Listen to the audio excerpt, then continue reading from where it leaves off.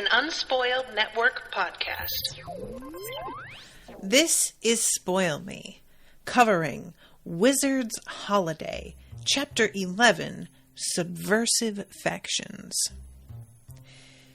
In this chapter, Nita and Kit go and visit the Lone One, who is B-O-R-E-D bored. And Nita forces the Lone One into a promise, which I'm very compelled by this. How much does the Lone One have to keep it? Welcome to Spoil Me.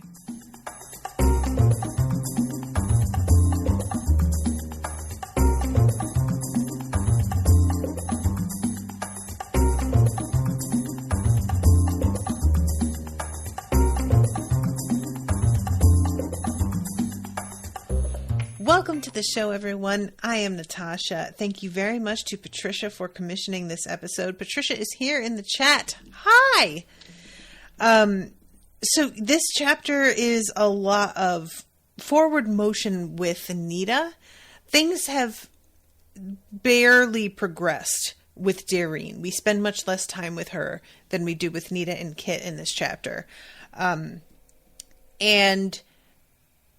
I am still not entirely sure how this all is working. So I'm gonna read you some of this.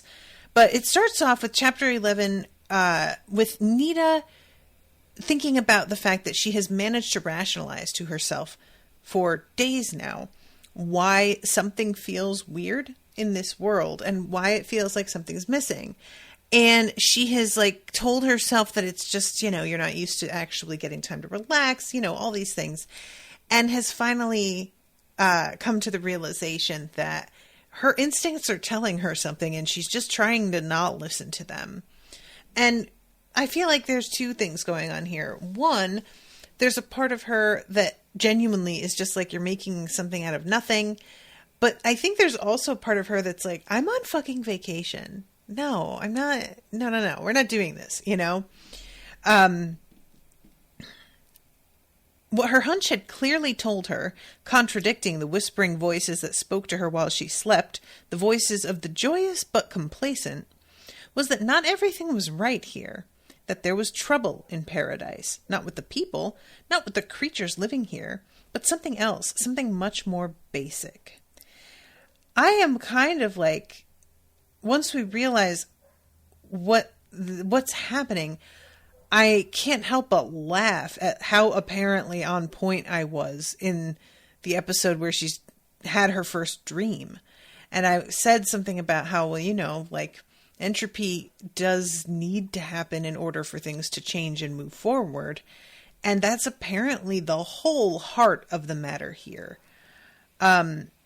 So Nita is realizing that she can't find the kernel of this world. And it's the sort of thing that usually just a cursory tuning into the wavelength that a kernel has, she'll be able to figure out where it's at. It might be a little harder than that, but it's just not registering, and she doesn't really know what to make of that. So Yama says, that's so alarming. Agreed. I don't really know what the overall implications of that are, but I feel like it can't be good.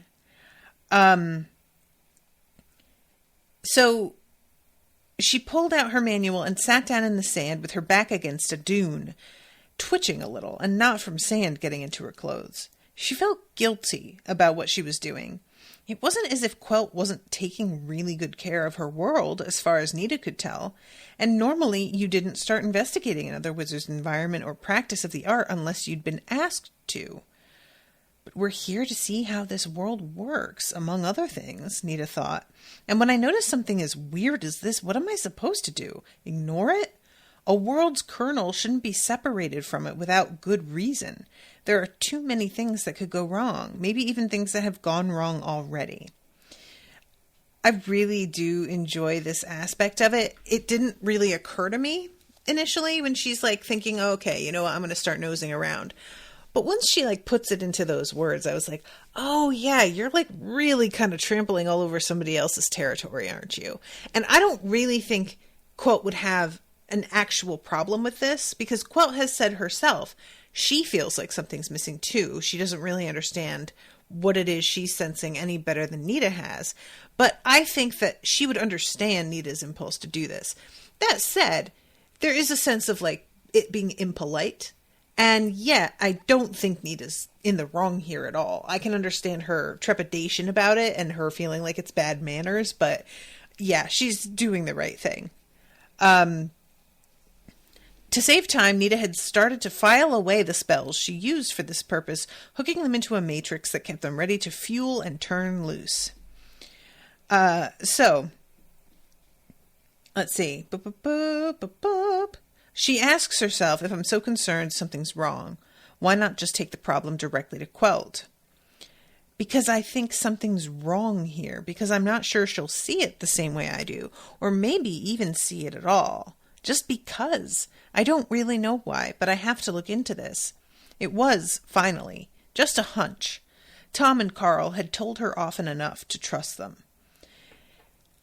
This is what I'm interested in. So I said, I don't think that Quilt would have a problem with her doing this, and I really don't. However, I mean this, searching for the Colonel. I think that once it's time to like go into things a little bit further and maybe completely like reshape the foundations of this world, Quilt may be a little bit more reticent on that point. I could understand Quilt being like, you want, hold on, let me get this straight. You want me to let the lone one out? Is that what you're telling me? Like, I don't feel like a lot of us would react super well to that. And it's hard for me, what this comes down to, and I am jumping ahead a little bit here, but bear with me. When I said that the planet, that I had concerns about how you can't really move forward and change and develop if there's no destruction of anything. And I completely believe that to be true. But what I'm not certain about is why the time has now come for these people to need to evolve. That's the thing that I'm sort of wishing we got a little bit more information on. It's sort of just treated like, well, it's obviously a problem because Nita had this dream, and it's a problem because the lone one says it's a problem. But I don't really see the problem. I feel like, for me, they are living in a paradise, and when do you know, okay, we've had enough paradise, it's time for trouble again? Like, you know what I mean? I don't know who gets to decide that, and I'm assuming that the powers that be sent Nita and Kit here because they feel that it's time. But that's not really provable. It's just sort of a guess. And I just find it to be a weird... It just feels like something that would be really subjective. And I wouldn't be comfortable making that assessment at all. How can you just say... What they're essentially saying is like, oh, their society is too good. It's too good. They can't learn anything because everything is so perfect and too good. So now we need to mix in some mess. And again, I understand in theory what that's about. But when you say it, it feels like not the thing that you want to do, I also say this as somebody who hasn't lived in this sort of way for thousands of years at this point. So maybe that's part of it, is just I am looking in from the outside, from a hellscape, like a hyper-capitalist, disgusting inequality hellscape. And for me, this is everything I could ever want. So it's really, really hard to support the concept of fucking with it on purpose. And I think that's where my feeling of disconnect is. And that's not the author's problem. That's my issue. But I wish that there was something to really indicate why the change is necessary now. So let's see. She laid the manual open next to her on the golden sand and started to read. So it was maybe 15 or 20 minutes more before she felt up to start using the running spell. After that, she lost track of time, something she found herself doing with great ease here, where the day was 30% longer than at home.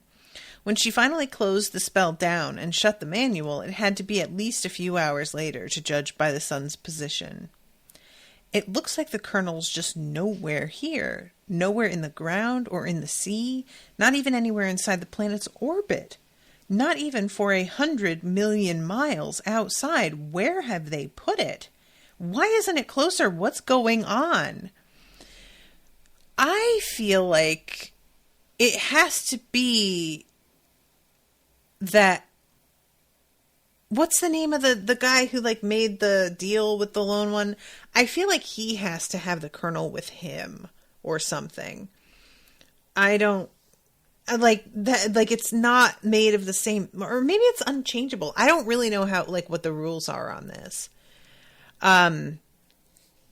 Patricia says, I guess the question is, Time Heart, would you give up Time Heart so you could live forever, but as a ghost on your own world?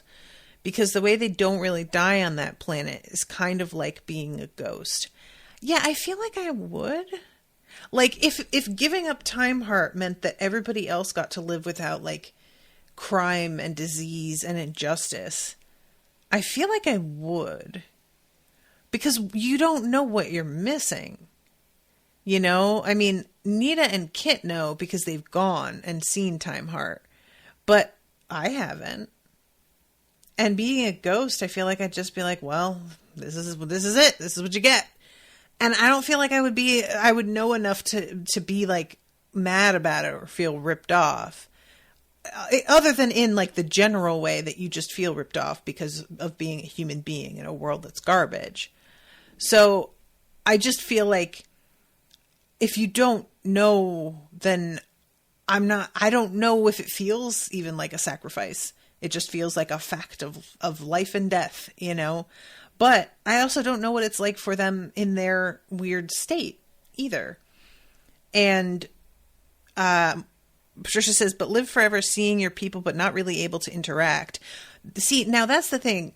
I feel like I'm not sure that's how it works. Like, maybe we'll be told eventually that that's how it works, but all I have heard is like the voices on the wind and the general sense that like they're around. But I mean, they can interact if they can talk. I don't know.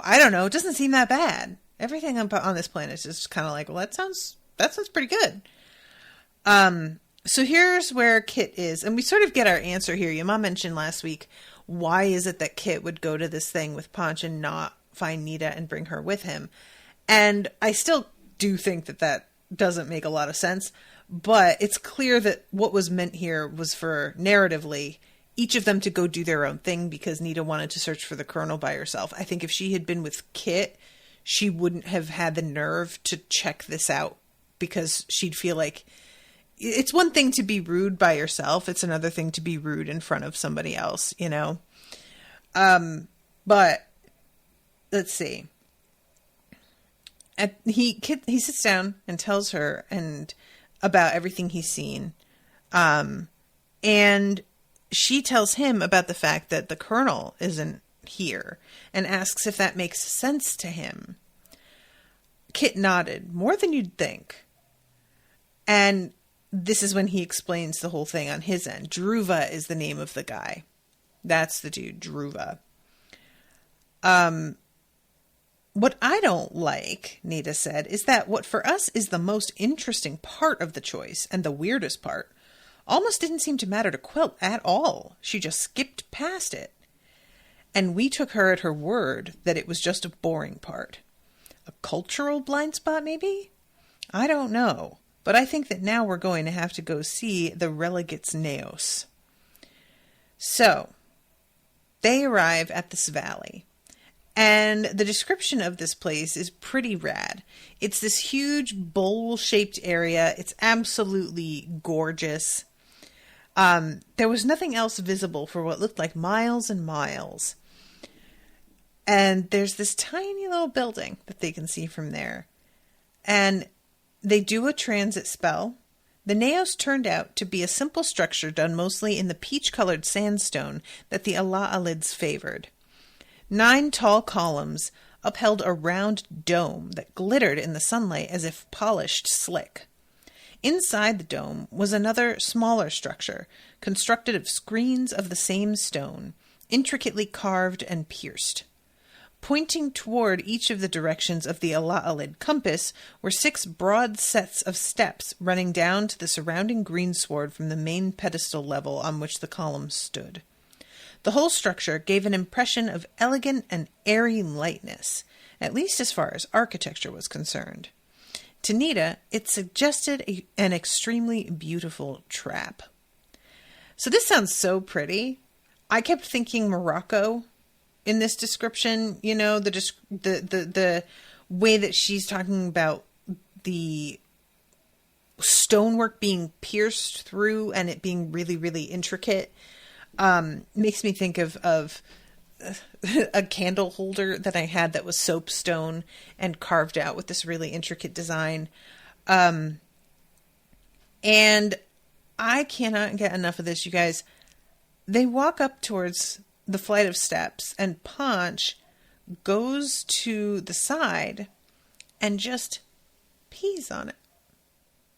He just pees right on it, which is just so Ponch. Ponch doesn't give a fuck. Like, honestly, I just can't imagine, like, the whole idea of, like, we're at the devil's house, let me take a piss real quick, is too much for me. Let's see. Patricia says, the idea of seeing my daughter but not being able to talk to her except as a whisper she may or may not hear, but can't hold her hand or anything, I can't even eat, sounds like a shit life. But it's not a life. You know? Like, that's my point, is that we don't know that's what it's like for them. And I just don't, like, I can't make a judgment call because I have no idea if that's actually how it is. We don't know. They're out here just like chatting on the wind, all talking about how things are fine. They seem to really believe it. The issue isn't that they're feeling trapped and need to be rescued. They seem to be happy. And that's kind of the issue, is that they are so complacent, not that they're being tormented by this or anything. So that's what I find kind of like, again, where is it coming from that we definitely need to change things now? I don't know. So Nita felt a little grim amusement, for the only thing missing from the present scenario was the jingling of spurs and someone whistling menacingly off in the distance. At the top of the stairs, they stopped, looking through the columns towards the curved, pierced stonework shell inside. That was the naos proper, the center of the structure. It wasn't precisely dark in there, but by comparison with the bright day, it seemed shadowy enough. Right in front of them, the stonework was interrupted by a wide doorway that led into the interior. This all sounds so pretty. Like, I genuinely want to see this place. So they go in, and the dome, they realize, is maybe carved like so thin enough that there's light coming through it. At first they think that it's like glass or it's punctured or something, but it seems like it's just carved that thin. And that's wild to me, the idea that you live in a climate that's so temperate that you can carve something that delicate for outdoors and it's just fine for thousands of years. Like, what? On the pedestal sat a huge blocky chair, exceedingly simple, made of blocks of squared off and polished creamy stone, a black slab, 2 side slabs, and a horizontal slab between them.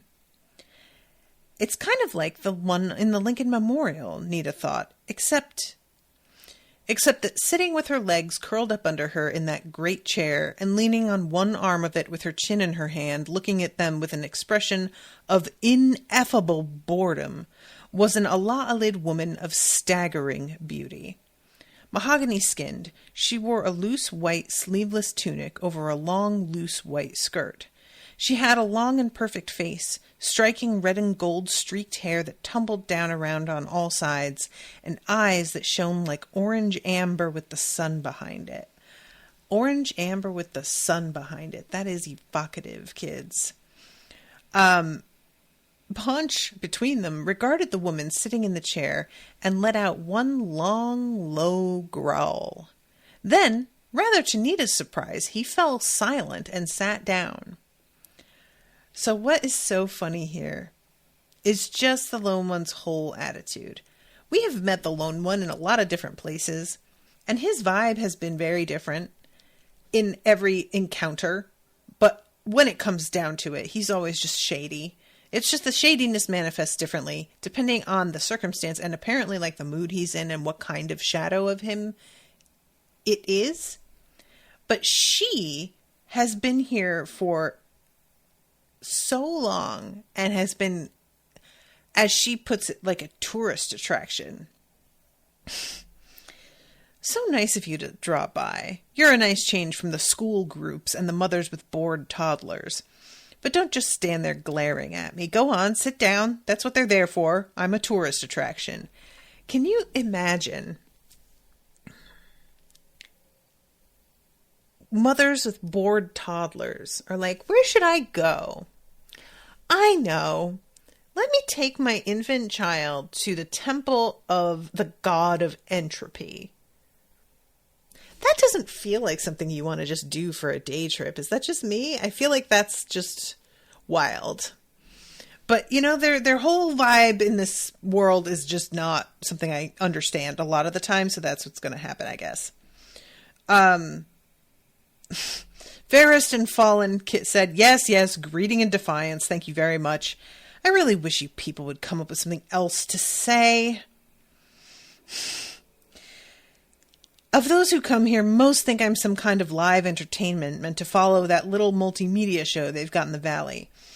A very few, realize what I really am and have the sense to be scared. But most of them never make it past vague interest. It's been too long since they've had any real trouble in this world. I do try to keep my sense of proportion about me. Earth, for example, there's been some changes there. And when Kit says I wouldn't call them changes for the better, the Lone One says there speaks a typical, short-sighted human being. Things always get a lot worse before they get better. You'd know that if you took the long view of the worlds. But you can't help yourselves. You're stuck in time. Those of us who just visit time, but live in eternity, see things a lot differently. I really enjoy that being said that way. You're stuck in time, and some of us visit time, but we live in eternity.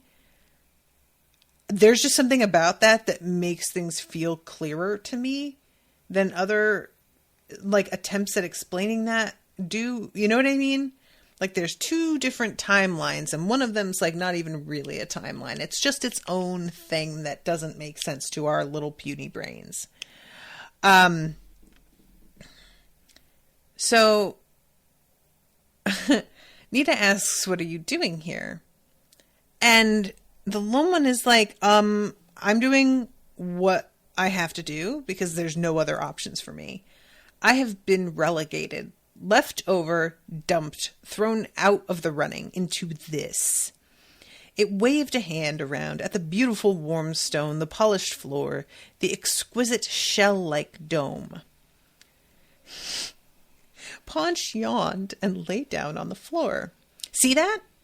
That's the kind of respect I command these days. 9/10 of the people here don't even begin to understand the import of the events that left me sitting here. They've even given me a sweet little nickname. Assemile, the daughter of light. Well, you were once, Nita said. Don't you dare patronize me. I was the star of the morning, the lone powers shouted. I was foremost of powers among the powers. I was what quasars are a watered-down version of.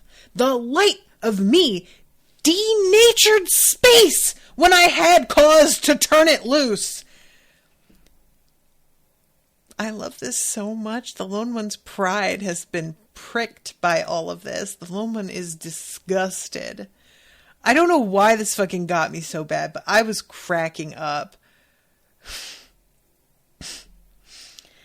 She trailed off, making an annoyed gesture with one hand, then letting it flop in her lap. And now it comes to this, that you two come along, and I have to ask you to... You know what's wrong. Something's missing. They made it impossible for themselves to achieve it. But they're not a whole species without it. Not really. And the funny thing is, I even warned them of what they were doing, but none of them believed me. Well, maybe one. But they froze their species' nature in place when they made their choice. They walled it away from any possible assault, either from me or other sources. Meaning good ones, Nita thought. And you can't do anything to them either? I couldn't do anything to them 100,000 years ago. You saw it. They made their choice and rejected me in about 15 minutes. It happens, but I don't often get invited to stick around afterward. I saw what they did themselves or failed to do, and afterwards I couldn't do anything but sit here and wait for help to arrive. And you're finally here. You took long enough, by the way. Can we please get on with this? This just kills me. I truly love it. That entropy is like, look, first of all, I tried to warn them, and I can't believe that these people who are constantly on the lookout for a trick from me because I'm known to be devious and a liar didn't take me at my word. How dare. And then the whole and they kept me here. Well, you asked for this. This was part of the deal that you struck. You were the one who came up with this. But the Lone One just doesn't ever seem to want to take that kind of responsibility for the situation, you know? So let's see. After everything, let's see. Nita and Kit looked at each other. Before we ask what we should get on with, tell us why we should believe anything you say after everything we've been through with you. And they cite all of the various adventures. And the Lone Power is like, I mean, look, yeah, you've been through that, but it's not with me. That's not I wasn't the shadow that was with you. Why are you going to give me trouble about this? It's not just in your world there have been changes. I've had my share of them, huge ones, which you were deeply involved in, you and your sister. How is she, by the way? Again, what is happening? The Lone One's just kind of like, yo, that bitch was crazy. What's up? And at first Nita's like, I think that she could have dealt with you on her own. And the Lone One's like, yeah, no, she's not at that kind of power level anymore. Definitely can't. And she wouldn't have been the beginning of the answer to the Alaalid's problem, whereas you two are. Unfortunately for me, they would send me creatures with whom I have so much history. Just common pettiness. That's all it is with them. Again, it's so much fun. It's obviously not common pettiness. There's a clear reason why it has to be Nita and Kit. We don't know what that is yet, but the fact that the Lone One just puts it down to pettiness, it's just the sort of thing that people do who can't see or understand the motivations of people who think completely differently from them and who see those others as enemies oftentimes, you know? So let's see. It says, you know how the shift in me happened a while ago. You two and Dareen were simply party to a change of nature that the powers that be, and just about all of creation, had been pushing on me for eons, slowly wearing me down until the last big push came. You just happened to be part of the breakthrough, part of the point of the spear, because you live in time, it looks to you like that was a thing that happened then and was over with. Whereas outside of time, the event both happened eons ago and is still happening. Sorry, even the speech doesn't have some of the syntax needed to talk about this kind of thing. Or it does, but since you're still stuck inside time, you can't parse it. Anyway, I did tell you at the time that there would be shadows of me around for a long, long while doing what they've always done. That's part of the nature of time in physical universes. It helps things persist. We shadows all partake of the nature of the power that casts us, but in different degrees according to the local lighting. Some are darker, more aggressive than others, fighting the final realization of the shift, trying to make it take as long as possible. The one that went after your mother, for example, that one was pretty proactive. Or maybe I should say abreactive. I had never heard this word before. I looked it up. Abreactive. The expression and consequent release of a previously repressed emotion achieved through reliving the experience that caused it, typically through hypnosis or suggestion. I don't really get it in that context. Maybe the abreactive, it's supposed to mean like it's as a shadow just kind of acting on its orders by like automatically. I don't know, but it doesn't really matter. I just thought it was an interesting word. I'm always like pleased when I come across a word that I don't know in something because it doesn't happen that often anymore. I was watching Poirot the other day and he calls somebody perspicacious, and I had never heard that one either. So when it comes right down to it, this is when he's talking about Daryl, and he's just like, I wasn't really going to be able to do anything to him anyway. It was just a stupid target to try and choose, and I should have known that. Small loss, that's not my problem. No, Kit said, your problem is that you're stuck here. Yes, it said, you would notice that.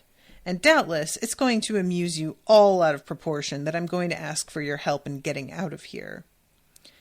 Nita's eyes widened. Oh, sure, she said. We turn you loose and you go manifest on some other planet and make their lives miserable. Assembly gave Nita a look that suggested she needed her brain augmented. I'm already everywhere, the lone one said. I don't have to go any place. What you need to get through your heads is that this particular manifestation had its turn to do its job and has failed. I offered the Alalids their choice and they turned me down, and that was that. There's a little more to it than that, Neats, Kit said silently. I believe you, but don't interrupt. It's on a roll. It might drop something useful. I mean, look around you. Does this look like a place where I've been particularly successful? And then, to add insult to injury, when they realized I was stuck here, they built me this place so I'd have somewhere to stay. They felt sorry for me. The joke, though, is that the Alalids missed something when they made their choice. What's even funnier is that they brought it on themselves, and you noticed it, didn't you? And this is when Nita is like, yeah, there's something not right about this place. I tried to find the kernel of the world, and I can't find it. And the lone one is sort of impressed. You know, like genuinely like, all right, see, you're coming after it. You're getting it. I offered the Alalids eternal life as usual. Unfortunately, they were smart enough not to buy into that one. And here goes something that really did sort of chill my blood a little bit. They realized that since they were physical beings, they were going to need time to move through as well. So they also didn't make the mistake of trying to shut entropy out of their world system entirely. A shame. I've had endless fun with the species that have tried that approach. Literally endless. Ooh, that is super alarming. Just the idea of like, oh yeah, you want to try and just like completely do away with entropy so that you're not even living in time. We can do that. That gives me so much space to work in. Yikes. So They worked a wizardry on their world's kernel, the purpose being to freeze or lock down the other lesser side effects of entropy, besides mere time flow, everywhere in this world pocket of space-time. And you can't do that, because one of those lesser side effects on the macrocosmic level is change. They didn't foresee the consequences to themselves. Did I say you can't do that? I meant you can, but it's stupid. After they set that wizardry into their kernel, it was too late to do anything about it. There's some room for small personal change. Just. But as for the big changes that every species needs to go through every now and then to avoid stagnating and just dying away, those are all shut away from them. They can't evolve. And you've seen what their worlds become as a result. It hardly even counts as a world anymore. It's a theme park. They've turned it into Nice Land. Again, not a super compelling argument. You know, like, their world is so idyllic that that it doesn't have any value anymore. I'm going to need a little bit something more than that, my friend. That doesn't quite do it for me. And this is when the Lone One says, isn't ambivalence preferable to pure evil? Kit considered that one for a moment. See? You're buying it already, the Lone One said. I was getting bored with absolute evil anyway. I find that you can do lots more damage with ambivalence. And it's not as easily detectable from a distance, not anywhere near as memorable. Pure evil sticks out the way pure anything sticks out in a world full of mixtures and melanges and shades of gray. Ambivalence can be discounted or explained away, or mistaken for confusion or a mind not completely made up yet. Sometimes it really is, Kit said. Oh, sure, but how often? The rest of the time, in humans, it's usually more about the refusal to make a choice. People are eager to excuse it, though. Ambivalence is seen as a sign of maturity, whereas actually taking a stance on one side or another is easy to describe as simplistic or unsophisticated or juvenile. This got to me a little bit, guys. Like, she's basically like, centrist, shut up. That's sort of the energy that I'm getting from this, which I'm delighted by. Also, though, I'm covering Raybearer, which I really encourage everybody to read because it's so good. But there's a moment in there where somebody is like arguing with this girl about making some major changes to society. And she asks, why do people hate change so much? And he says maybe they're afraid that instead of going well, things will go wrong. And she responds, I don't think that's it. I think people are so afraid that things will go right that they'll have to step back and realize that the world didn't need to be garbage for as long as it was. That there was a better option and we had just been refusing repeatedly to take it. We were acting like, well, that's just how the world works. And what if we were faced with the fact that that's not necessarily just how the world works, but we were letting it be that way? And I was like, oh, yikes, shots fired. This is like, I just really, that resonated. And so that's sort of what I was tying in with this whole thing, the ambivalence thing being much more insidious. And we'll make some changes, but like not too big because we don't want to rush it. And also probably the big change wouldn't even work anyway. So like, we're not even going to try for the big change because it's just sort of unrealistic. So like, let's not do that. Can we just like do anything with like our whole heart, please, to try and be better? But no, we can't. Okay. So whether the getting evil with or getting bored with evil could be the beginning of a change, it's important to be careful, Nita thought. Let me get this straight. You're telling us that in some ways, entropy would have been at the root of that big species-wide change, and when they froze it or locked it down, They locked you in.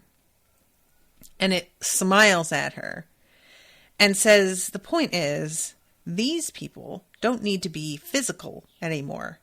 They've passed all the tests and dealt with all the issues that rise out of life that spirit lives when trapped inside matter. In fact, they passed them quite a long time ago, so they've long been ready for the next thing, whatever that turns out to mean for them. But they're as locked in now as I am. Ala'alu needs to be made unsafe again. Once that happens, they can move on. So, I just really want to know everything about what this means. Is the Lone One talking about...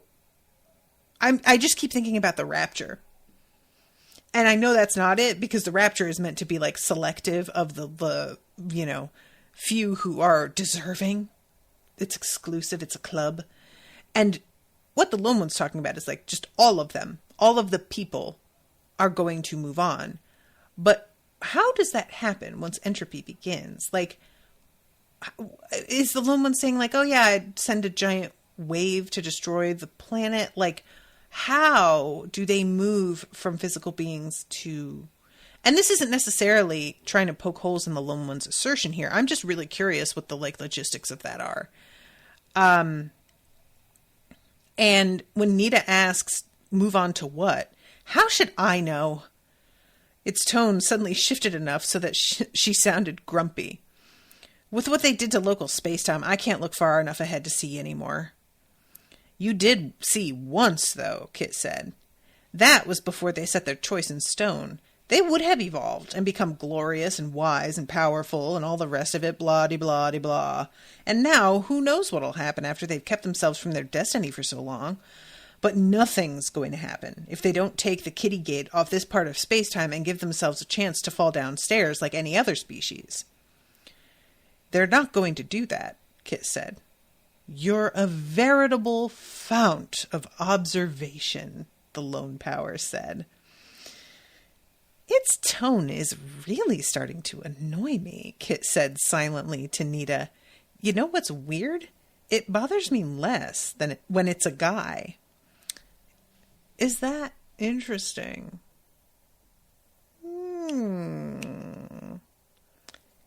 You don't say, Kit. Look, Kit, I like you. But you're still a dude. Just saying. So, find a way to break the wizardry on the Colonel and let them out. Which will also let you out? It looked demure, an unavoidable side effect. Nita sighed and got up. As she passed him, Paunch rolled over and lay looking at the Lone Power upside down, further increasing the surreal quality of the entire encounter. Look, she said, before we agree to help you, of all beings, with anything, we need to have some questions answered, even if it upsets you. We're still not entirely clear about what happened with you a while back at the end of Darene's ordeal. We know what it looked like and felt like. And it looked like you were thinking about turning over a new leaf. The Lone One just nodded slightly. Its expression was unreadable. It also looked like the other powers that be, and the One, were actually willing to take you back, Kit said. You were there, it said. Even though we were, sometimes it's hard to believe what seemed to have happened, especially when we keep running into other versions of you who don't seem to have heard the word yet. We've been over that. And it would be easy to believe it was all an illusion of some kind. I mean, lots of people might never believe that you could ever be forgiven for what you've done and what you've been. That could be so. As there might also be those who've become a little smug over time about their own redemptions, enough so that they'd feel comfortable dictating to the One their own minuscule ideas about who else ought to qualify for forgiveness. Interesting. What does that mean? Those who have become a little smug about their own redemptions. Who? Is this like the angels, or like, this is tea, and I want it spilled immediately. I want to know all the gossip. What is happening with these redemptions and who, like, all of it. I want to know everything, please. This sounds juicy. Gimme. All we can be sure of is that whether we like it or not, the one means us all well, more so than we can ever comprehend. And the details of that meaning are sometimes going to be impossible for any created being to fathom, even the powers that be. It has no taste, no discrimination. That's what's so infuriating. It'll redeem just anybody. I cannot. This is the best. I have never enjoyed the Lone Power this much. This is delightful. Like, start to finish, it's just so good. And Nita is like, well, I don't know why we should trust you. And the Lone Power is just like, wow, you have trust issues with me. I don't care. Get over it. Figure it out. And Nita is just, you know what? I don't think so. I think we're going to bail. And let's see. There are, and she says, like, at first, what are, like, list the ways that it can go when you're set free. Why should I do your work for you? You should be grateful I've consented to give you even this little interview. It's more than the other powers would do. They leave you with hints and riddles and make you work everything out for yourselves. Kit, Nita said, I don't know about you, but I'm enjoying this vacation. I think this planet is just fine the way it is, and I don't see why we should waste any more of our time playing 20 questions in a deserted bandstand with a power that has been. Woo! Power that has been. Good one, girl. I'm going to go lie on the beach for a while, and after that, I'm going to go back home and get on with my life. And they turn to walk, and Kit's like, sounds good. Let's go. And turns and follows her, and the lone one, like, lets them walk quite a ways before it finally is like, wait! You can't leave me like this. Watch us. No, wait! And it rushes out after them into the sun. Forget everything else. Do you have any idea what it's been like for me being trapped here? And it actually waved its arms in the air in frustration. The eternal boredom of it? Here in the land of flying sheep and sweet-tempered people, I may exist mostly outside of time in the depths of eternity, but what happens here echoes there, and do you think I don't experience what this is like?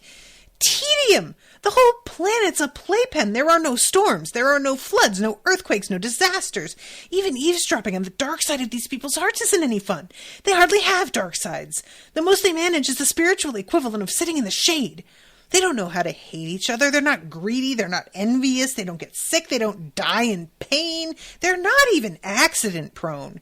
There's not so much as a stubbed toe to enjoy some days.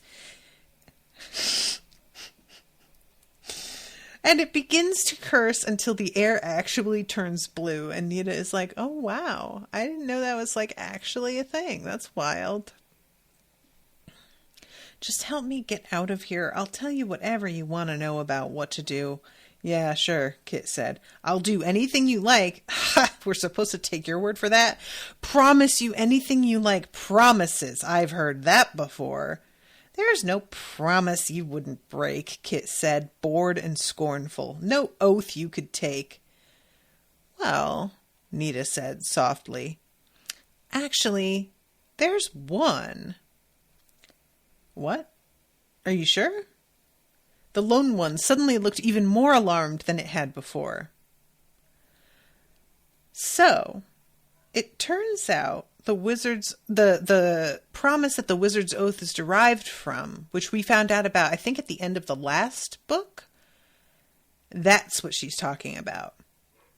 And the Lone Power is just like, where did you even find out about that? And she's like, I just been doing a lot of research. I have Googled it, and you don't need to know any more than that. So swear. Come on. It's not so hard, and I can only do this once. It's not like you're ever going to have to repeat yourself on my account. The lone power looked at her, stony-faced and silent. You know, what you're likely to be bringing down on yourself at some later date by making me do something. Threats are a bad start for what's going to happen now. Well, swear, huh? No, I didn't think so. You've just been yanking our chain this whole time. I guess it's true. Evil can't change. Or else you're even more stuck than you say you are, you poor thing. Never mind. You just have a nice time sitting here in the shade for another eon or 3. And finally, as they begin to walk away, again, the lone one yells, "Wait, I swear." So Nita reads the whole thing for it to repeat after her, phrase by phrase. Scowling more and more blackly with every word, the lone one recited the binding oath. It got as far as, quote, anything or person affiliated with them in whatever degree, unquote, and then stopped, glaring at them while its shadow boiled with half-seen nightmare shapes of fury. Oh, come on. That could be construed as meaning your whole universe, it said. Nita ignored its shadow, kept her eyes on Assembly's face. So it could, Nita said. And if you cooperate with us, there won't be any need to take you to arbitration over it. This bitch is like, we won't sue you if you just finish promising. I love this so much. This is so weird. If you start trying to sabotage us after you've sworn this oath, I wouldn't make any bets on your longevity. You know what that last clause means. The only reason you're here is because the One hasn't yet seen fit to abolish you. It gave you, could withdraw the energy it gave you at the beginning of things if you break this oath. You're infinitely destructive, but you're not actively dumb. Come on, just get it over with. Stalling isn't going to help you.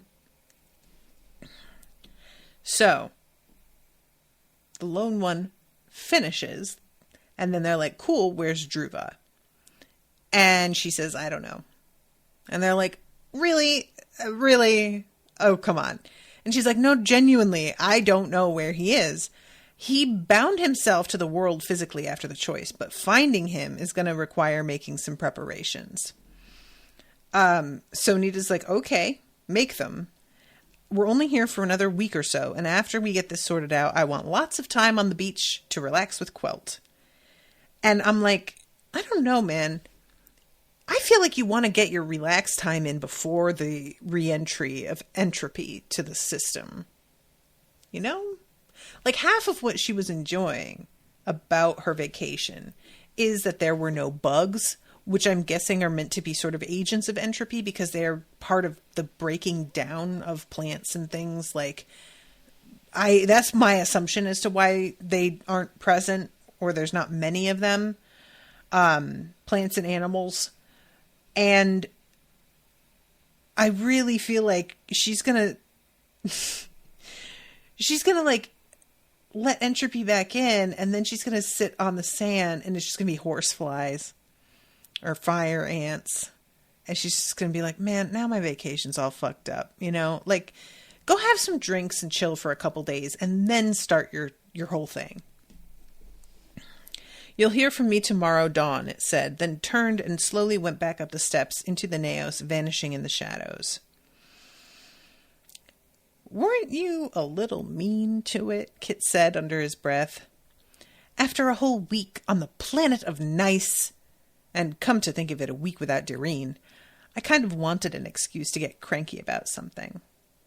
And Kit asks if she trusts it, and she's like, I think about 90%. I am pretty confident it's not going to break this oath. And then Kit saying exactly what I was thinking, so this just turns out to be errantry after all. And evidently, the name Wizard's Holiday is meant to be like a joke on the fact that you don't get to take a holiday as a wizard. You're always called to do something. You don't really get time off. Nita's like, I don't understand why they didn't just send us here and say, there's something wrong with this planet. We need you to fix it. Or why didn't they just get in touch with Quelt and tell her what the problem was? She and Kit sighed more or less in unison. No answers were going to be forthcoming. I have to think it's because entropy can't be something that you invite yourself. And I don't know if that's like anything, but nobody really gets like a choice. I mean, the whole thing is that they do get a choice, but you know what I mean? Like, there's a choice in the beginning, and then everybody lives with whatever that decision was after, and it's not like they get to change the choice. And maybe this is the equivalent of that, is that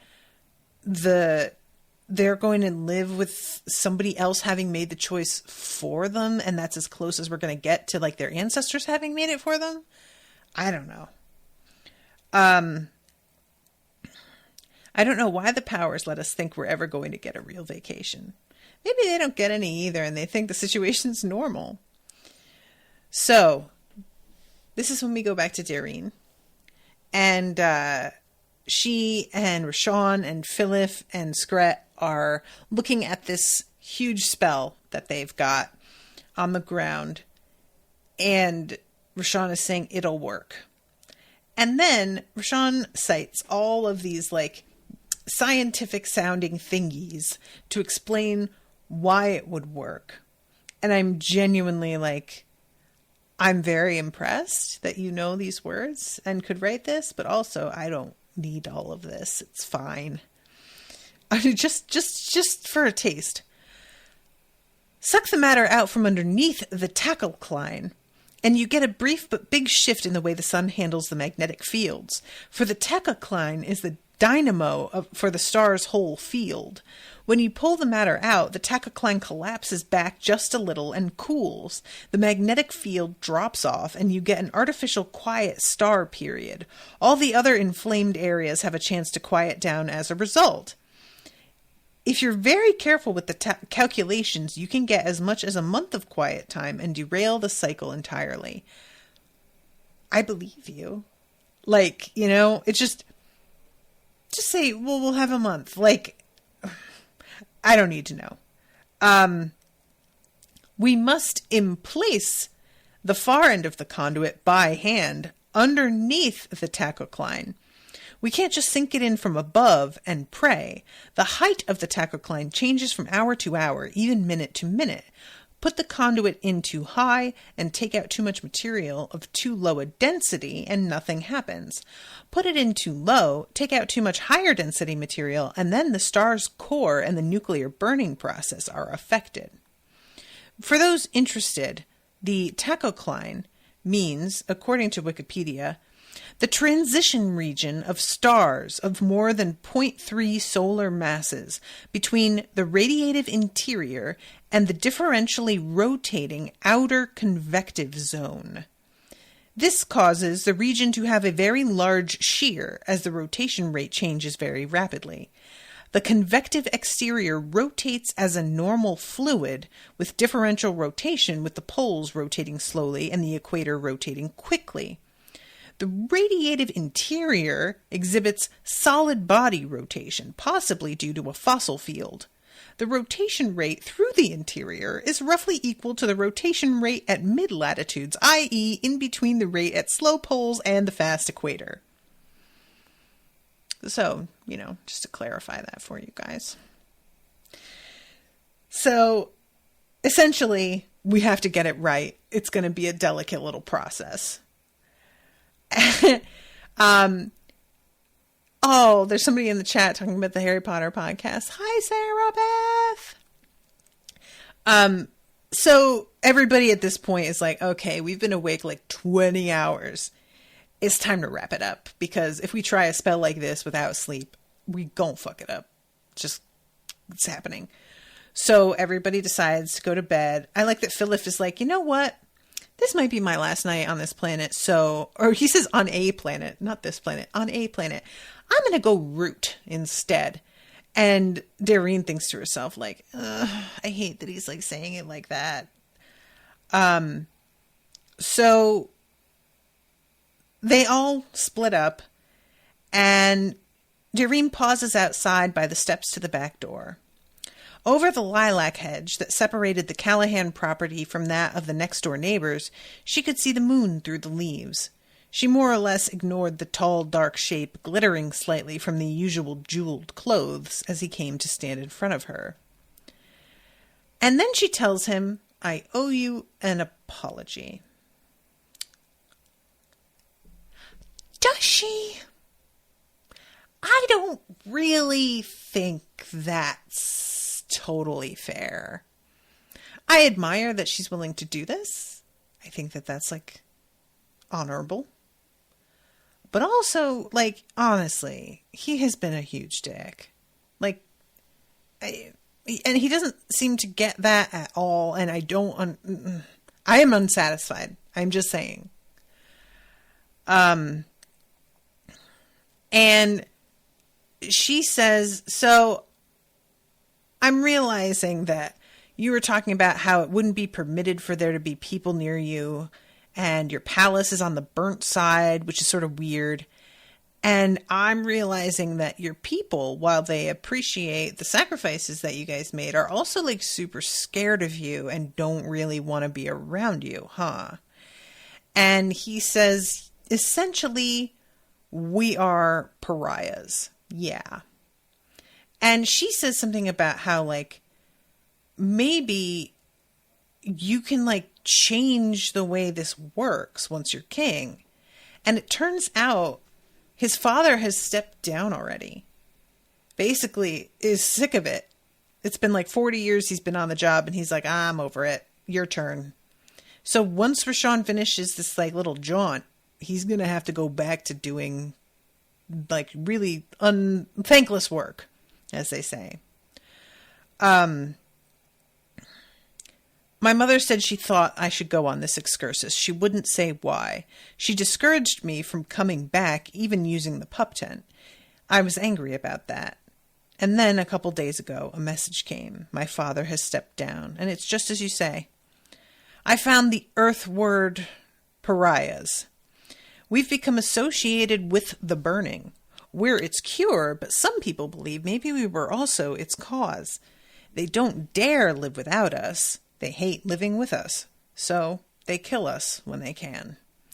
It's not easy, especially when the person they're trying to assassinate is a wizard, but even wizards have to sleep. My father got tired of being the target. He's been one for 40 years. And Doreen is just like, man, you know what? Like, having the lone power after you definitely sucks, but there is something way worse about thinking like fellow human beings are after you, which I really do get what she means. There's something sort of impersonal about a great power, but when it's like individual human beings, you're just like, what the fuck, man? You know? And let's see. That's why we have to fix your star, Rashawn said. You're not involved, Doreen said. Nobody's expectations are looking over your shoulder saying he had to do that. He didn't do it just because it was the right thing. And we get a moment here where Doreen is talking about how the moon was formed. I didn't know this was how it worked. I had heard like that basically a chunk of the earth got knocked off, you know, but this is different. It is the same thing, but it was molten when whatever hit, which that is the thing that I didn't realize. I had thought of like a meteor and then a piece of the earth cracked off and just went up into space, but it was molten and it splashed outward, which is wild. Like, I genuinely would love to see a sort of like 3D rendering on how that would have looked, because that sounds crazy. I'm wondering if they've like witnessed that happening, because we have telescopes facing it fucking everywhere now, you know? I'm wondering if there's been times that they've seen this happen on other planets. And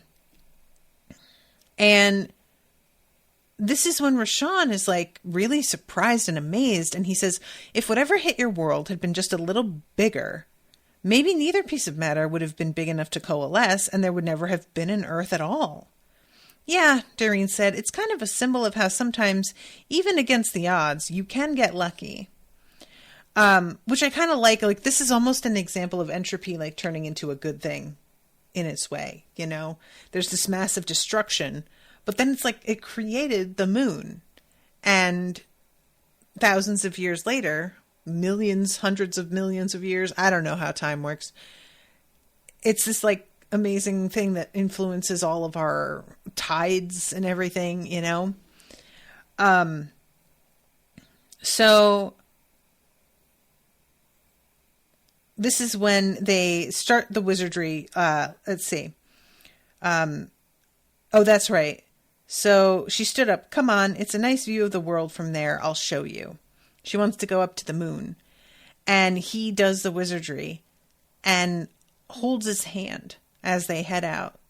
So they're going on a very romantic vacation for a moment. Just a little gazing at the earth. I think that they're like kind of maybe going to be a little bit of a thing. I don't know. I don't want it, to be honest. But, you know, who knows? Yama says she couldn't find Spa alarming. Oh, that's right. I forgot that. I just read that part, but I skipped right over it in favor of their trip to the moon. But you're right. Not great. I'm way over time, so I have to wrap up. But thank you again very much to Patricia for commissioning this. I appreciate it so much. And we've only got 2 more episodes of coverage, and then we'll be at the end of this book. So we're coming up on some crises, I can tell. All right, everybody, until next time, toodaloo, motherfuckers.